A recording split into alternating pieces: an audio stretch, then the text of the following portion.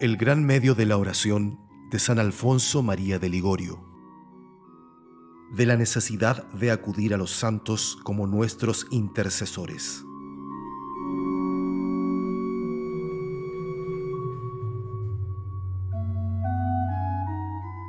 Aquí aparece el lugar conveniente para tratar de la duda si es necesario también recurrir a la intercesión de los santos para alcanzar las gracias divinas. Que sea cosa buena y útil invocar a los santos para que nos sirvan de intercesores y nos alcancen por los méritos de Jesucristo lo que por los nuestros no podemos obtener, es doctrina que no debemos negar, pues así lo declaró la Santa Iglesia en el Concilio de Trento. Lo negaba el impío Calvino, pero es desatino e impiedad porque en efecto nadie osará negar que es bueno y útil acudir a las almas santas que en el mundo viven para que vengan en nuestra ayuda con sus plegarias. Así lo hacía el apóstol San Pablo, el cual escribiendo a los de Tesalónica les decía: Hermanos, rogad por nosotros. Más aún, hasta el mismo Dios mandaba a los amigos del santo Job que se encomendasen a sus oraciones para que por sus méritos Él les pudiese favorecer. Pues si es lícito encomendarse a las oraciones de los vivos, ¿no lo será invocar a los santos que están en el cielo y más cerca de Dios? Y no se diga que esto es quitar el honor debido a Dios, pues es más bien duplicarlo, pues a reyes y potentados no se les honra solamente en su misma persona, sino también en la de sus reales servidores. Y apoyado en esto sostiene Santo Tomás que es cosa muy excelente acudir a muchos santos, porque obtiénese por las oraciones de muchos lo que por las de uno solo no se logra alcanzar. Y si alguno por ventura objetase de qué puede servir el recurrir a los santos, puesto que ellos rezan por todos los que son justos y dignos de sus oraciones, responde el mismo Santo Doctor, que si alguno no fuese digno, cuando los santos ruegan por él, se hace digno desde el momento en que recurre a su intercesión.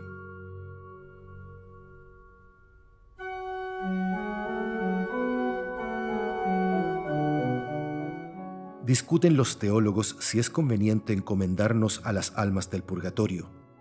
Sostienen que aquellas almas no pueden rogar por nosotros y se apoyan en la autoridad de Santo Tomás, el cual dice que aquellas almas, por estar en estado de purificación, son inferiores a nosotros y por tanto no están en condiciones de rogar, sino más bien necesitan que los demás rueguen por ellas.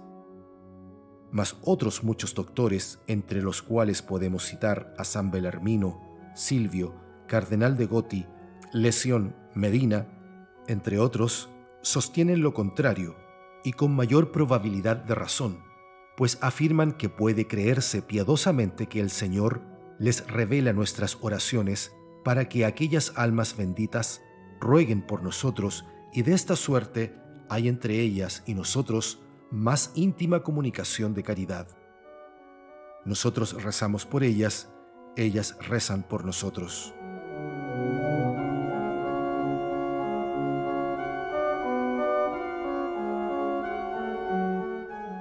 Y dicen muy bien Silvio y Gotti que no parece que sea argumento en contra de la razón que aduce el angélico Santo Tomás de que las almas están en estado de purificación, porque una cosa es estar en estado de purificación y otra muy distinta el poder rogar. Verdad es que aquellas almas no están en estado de rogar, pues como dice Santo Tomás, por hallarse bajo el castigo de Dios, son inferiores a nosotros. Y así parece que lo más propio es que nosotros recemos por ellas, ya que se hallan más necesitadas. Sin embargo, aún en ese estado, bien pueden rezar por nosotros porque son almas muy amigas de Dios. Por lo que, siendo las almas benditas del purgatorio tan amigas de Dios, y estando como están, confirmadas en gracia, parece que no hay razón ni impedimento que les estorbe rezar por nosotros.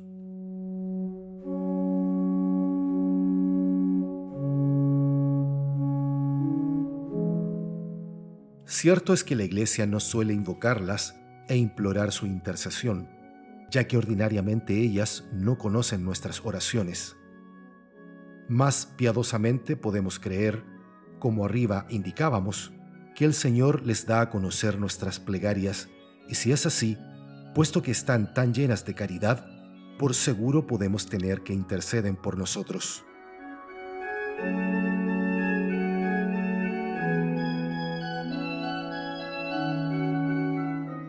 De Santa Catalina de Bolonia se lee que cuando deseaba alguna gracia, recurría a las almas benditas y al punto era escuchada, y afirmaba que no pocas gracias que por la intercesión de los santos no había alcanzado, las había obtenido por medio de las ánimas benditas. Si pues deseamos nosotros la ayuda de sus oraciones, bueno será que procuremos nosotros socorrerlas con nuestras oraciones y buenas obras. Me atrevo a decir que no tan solo es bueno, sino que es también muy justo, ya que es uno de los grandes deberes de todo cristiano. Exige la caridad que socorramos a nuestros prójimos cuando tienen necesidad de nuestra ayuda y nosotros por nuestra parte no tenemos grave impedimento en hacerlo.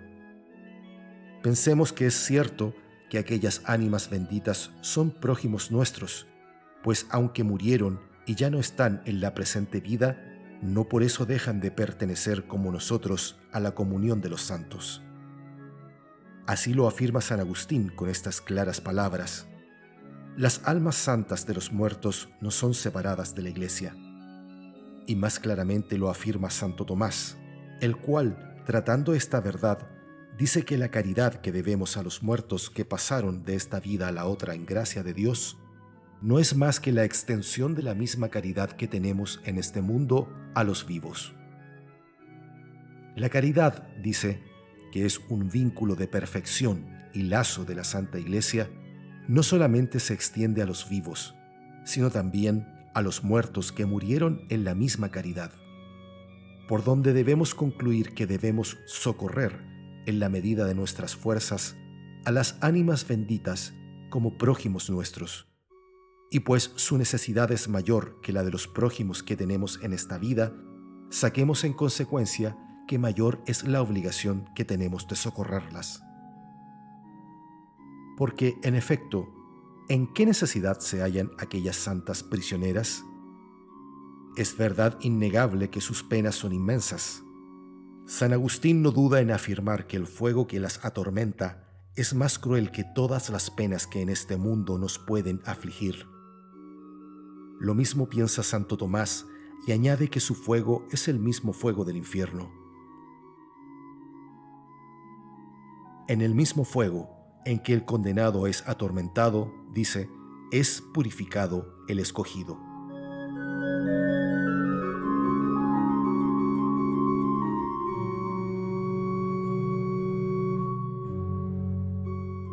Si esta es la pena de sentido, mucho mayor y más horrenda será la pena de daño que consiste en la privación de la vista de Dios. Es que aquellas almas esposas santas de Dios, no tan solo por el amor natural que sienten al Señor, sino principalmente por el amor sobrenatural que las consume, se sienten arrastradas hacia Él. Mas como no pueden allegarse por las culpas que las retienen, sienten un dolor tan grande que si fueran capaces de morir, morirían de pena a cada momento. De tal manera, dice San Juan Crisóstomo, que esta privación de la vista de Dios las atormenta horriblemente más que la pena de sentido. 1000 infiernos de fuego reunidos, dicen, no les causarían tanto dolor como la sola pena de daño. Y es esto tan verdadero que aquellas almas, esposas del Señor, con gusto escogerían todas las penas antes que verse un solo momento privadas de la vista y contemplación de Dios. Por eso se atreve a sostener el doctor Angélico que las penas del purgatorio exceden todas las que en este mundo podemos padecer. Dionisio el Cartujo refiere que un difunto resucitado por intercesión de San Jerónimo dijo a San Cirilo de Jerusalén que todos los tormentos de la presente vida comparados con la pena menor del purgatorio, parecen delicias y descansos. Añadió que si uno hubiera experimentado las penas del purgatorio, no dudaría en escoger los dolores que todos los hombres juntos han padecido y padecerán en este mundo hasta el juicio final, antes que padecer un día solo la menor pena del purgatorio.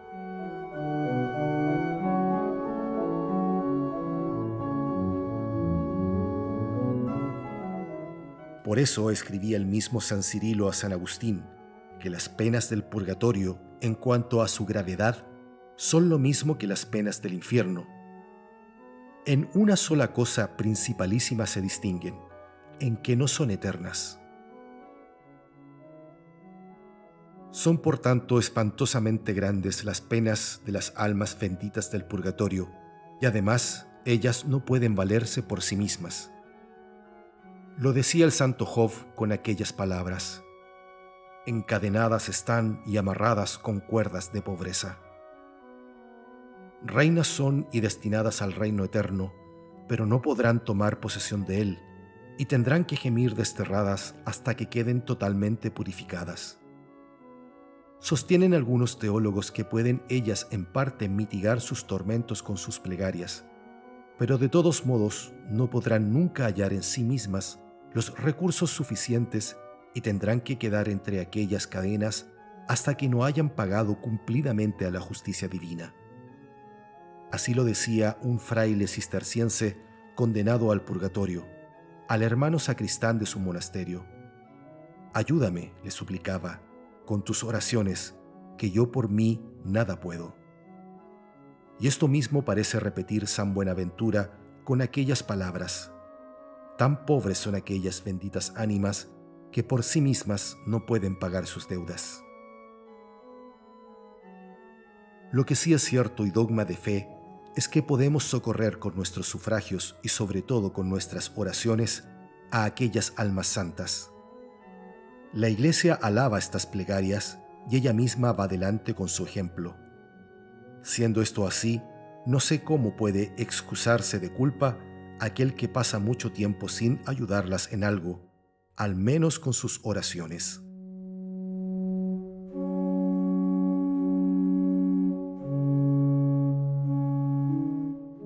Si a ello no nos mueve este deber de caridad, muévanos el saber el placer grande que proporcionamos a Jesucristo cuando vea que nos esforzamos en romper las cadenas de aquellas sus amadas esposas para que vayan a gozar de su amor en el cielo.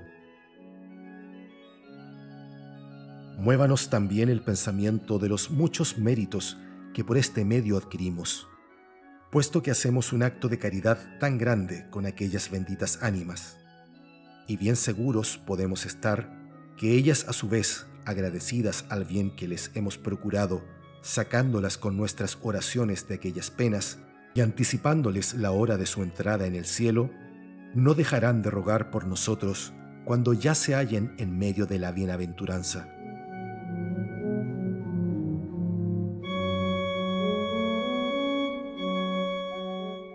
Decía el Señor: bienaventurados los misericordiosos, porque alcanzarán misericordia. Pues si el bondadoso galardonador promete misericordia a los que tienen misericordia con sus prójimos, con mayor razón podrá esperar su eterna salvación aquel que procura socorrer a almas tan santas.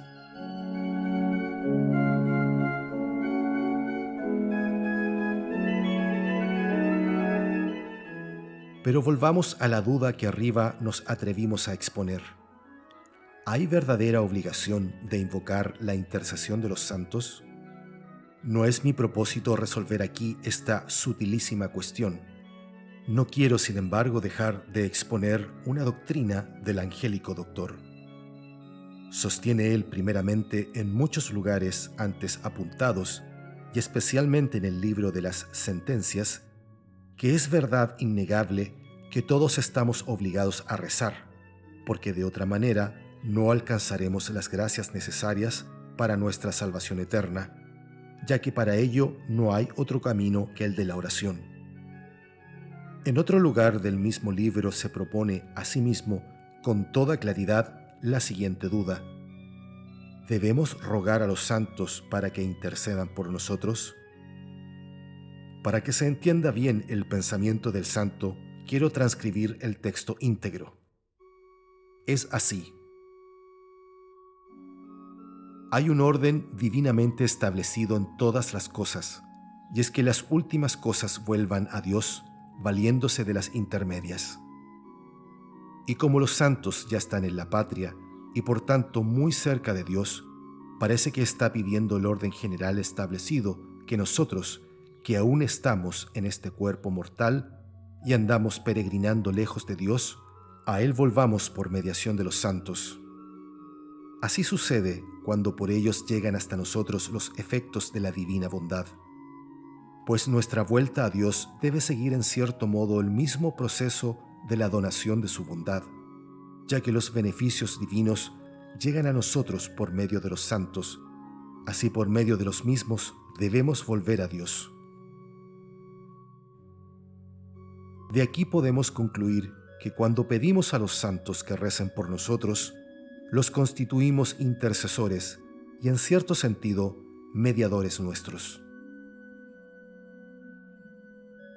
Meditemos estas palabras del angélico doctor y veremos que según su doctrina, el orden de la divina ley exige que nosotros, míseros mortales, nos salvemos por medio de los santos, recibiendo de sus manos las gracias necesarias para nuestra salvación eterna.